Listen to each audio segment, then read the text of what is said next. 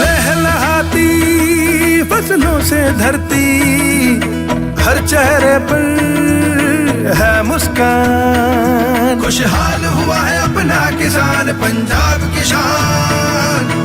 पंजाब सरकार किसानों की बेहतरी के लिए प्रतिबद्ध है। खाद, बीज और बिजली की आपूर्ति से लेकर फसलों का उचित मूल्य सुनिश्चित करने तक हर जरूरी कदम उठाए जा रहे हैं ताकि किसानों को अधिक लाभ मिले।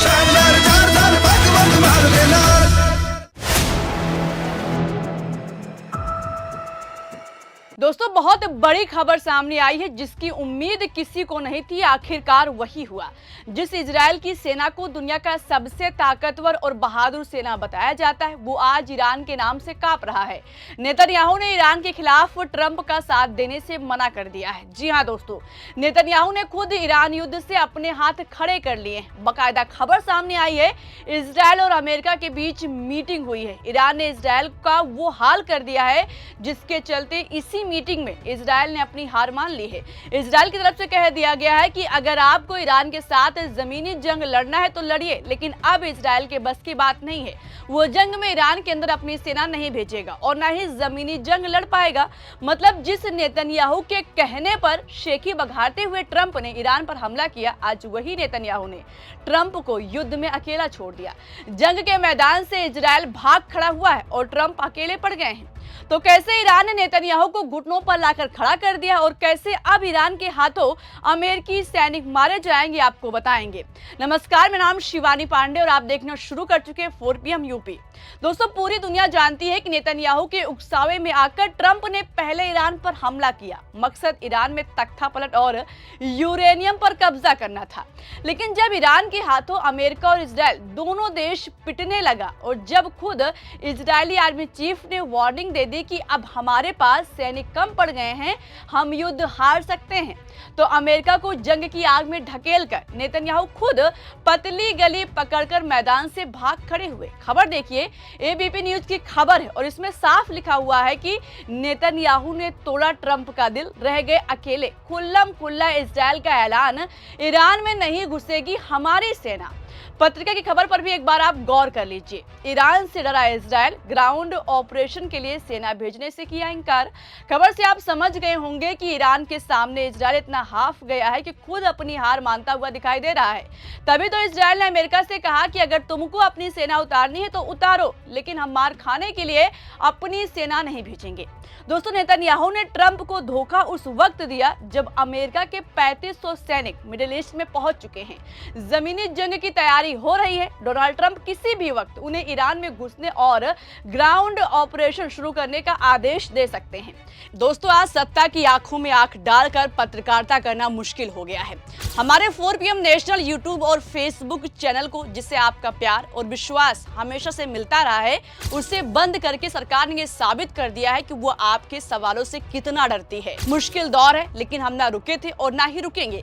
हम सच के लिए हमेशा लड़ते रहेंगे। ऐसे में 4 PM यूपी को ज्यादा से ज्यादा ज्वाइन करें और स्वतंत्र पत्रकारिता को जिंदा रखने के लिए जितना हो सके हमारा आर्थिक सहयोग करें। आपके सहयोग से ये जंग हम जीत कर रहेंगे। इस पर रणनीति बनाने के लिए ही इजराइल में अमेरिकी सेना और इजरायली सेना के बीच सीक्रेट मीटिंग हुई। मगर इसके बाद खबर सामने आई कि नेतन्याहू ने ट्रंप को मार खाने के लिए अकेला छोड़ दिया है और साफ कह दिया है कि हम ईरान में ट्रंप के जमीनी ऑपरेशन में शामिल नहीं होंगे। ये तो वही वाला हाल हो गया कि किसी को पेड़ पर चढ़ाकर पेड़ नीचे से काट दो, उसके बाद पेड़ पर चढ़े इंसान का क्या होगा आपको पता है दोस्तों। पहले तो लालच देकर नेतन्याहू ने ट्रंप को अपने जाल में फंसाया कि ईरान बहुत जल्द सरेंडर कर देगा, वहां हम कब्जा कर लेंगे, तख्ता पलट हो जाएगा।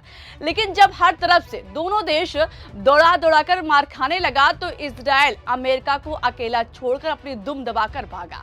अब सवाल है कि जिस तरह से नेतन्याहू के धोखे के बाद जमीनी जंग में अमेरिका अकेला हो गया है, ऐसे में ट्रंप ने अपने देश को ही कैसे ईरान के सामने मौत के मुंह में ढकेल दिया है, बताएंगे आपको। दरअसल ट्रंप कहते हैं कि वो ईरान के अंदर घुसकर वहां से यूरेनियम लेकर आएंगे। जबकि ऐसा करने का मतलब है ईरान के हाथों अमेरिकी सैनिकों की बलि चढ़ाना। कैसे दोस्तों, ईरान के यूरेनियम पर कब्जा करने के लिए पहले तो ईरान के अंदर अमेरिका को अपने सैनिक भेजने होंगे। फारस की खाड़ी से ईरान के नातांज और फोर्दो की दूरी बहुत ज्यादा है। यहां तक अमेरिकी सैनिकों को पहुंचना बहुत मुश्किल है, या यूं कहें तो मौत का सामना करना है, क्योंकि ईरान पहले ही कह चुका है कि IRGC के 10 लाख सैनिक अमेरिकी सैनिकों के आने का इंतजार कर रहे हैं। इसलिए इतनी लंबी दूरी तय करके IRGC के सैनिकों का सामना करके ईरान के यूरेनियम तक पहुंचना अमेरिका के बस की बात नहीं है। हालांकि हो सकता है कि अमेरिका अपने सैनिकों को लड़ाकू विमान से ईरान के परमाणु ठिकानों तक पहुंचाने की कोशिश करे। अगर ट्रंप अपनी इस चाल में कामयाब हो गए, वहां तक अपने सैनिक को पहुंचा देंगे, तो उनके सामने वहां पर ईरान की पूरी फौज मिलेगी। उनसे जमीनी जंग जीतना होगा। बिना लड़े और ईरान को हराए परमाणु ठिकानों पर अमेरिका किसी भी हाल में नहीं पहुंच पाएगा। खुद सोचिए दोस्तों, अगर दुश्मन के घर आप एंट्री करते हैं, वो भी अनजान हाल में, तो क्या हाल होगा आप खुद अनुमान लगा सकते हैं। फिर तो ईरान के सामने अमेरिकी सैनिकों का बहुत बुरा अंजाम हो सकता है। वैसे भी ईरान जिसके सिर पर इस समय सिर्फ इंतकाम का सनक सवार है, अगर अमेरिकी सैनिक परमाणु ठिकानों तक पहुंचने की जरूरत करते हैं तो ईरानी सैनिकों के हाथों मारे भी जा सकते हैं। ईरान खदेड़ खदेड़ कर मारेगा। बड़े पैमाने पर अमेरिकी सैनिकों की जानें भी जा सकती हैं। अगर मान लो अमेरिका पहुंच भी गया तो वो जो दावा करता है कि उसने ईरान के परमाणु ठिकानों को तबाह कर दिया है, ऐसे में वहां से यूरेनियम निकालने के लिए पहले मलबे को हटाना पड़ेगा। इसके लिए अमेरिका को अपने परमाणु वैज्ञानिक और कई मशीनें मंगानी होगी, जिसके लिए एक सुरक्षित माहौल होना चाहिए। लेकिन ईरान किसी भी कीमत पर अमेरिका को ये सब नहीं करने देगा। पहले ही IRGC कह चुका है कि हम तो बस इंतजार कर रहे हैं, एक बार अमेरिकी सैनिक घुसने की कोशिश तो करें, फिर वो हाल करूंगा कि ट्रंप की रूह कांप जाएगी। पूरी दुनिया सिर्फ देखती रहेगी। दोस्तों, जितना कमजोर ईरान को नेतन्याहू और ट्रंप ने समझा था, वो उससे 10 गुना ज्यादा ताकतवर निकला। हर तरफ से बस अमेरिका को भिगो भिगो कर मार रहा है। ईरान की वजह से नाटो देश अमेरिका के खिलाफ हो चुका है। यानी कुल मिलाकर हर तरफ से डोनाल्ड ट्रंप अपने ही बनाए हुए जाल में फंस चुके हैं।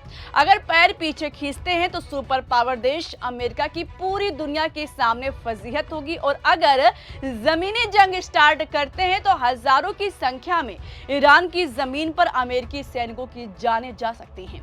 ऐसे हालातों में आखिर ट्रंप क्या करेंगे? क्या नेतन्याहू की तरह जमीनी जंग में खुद सरेंडर कर देंगे या फिर अपने सैनिकों को पिटने के लिए भेजेंगे? इस पर आपको क्या लगता है? आपकी जो भी राय हो अपनी राय कमेंट बॉक्स में जरूर बताइएगा। अभी के लिए इस खबर में इतना ही। ऐसी तमाम खबरों के लिए बने रहिए 4 PM के साथ। नमस्कार।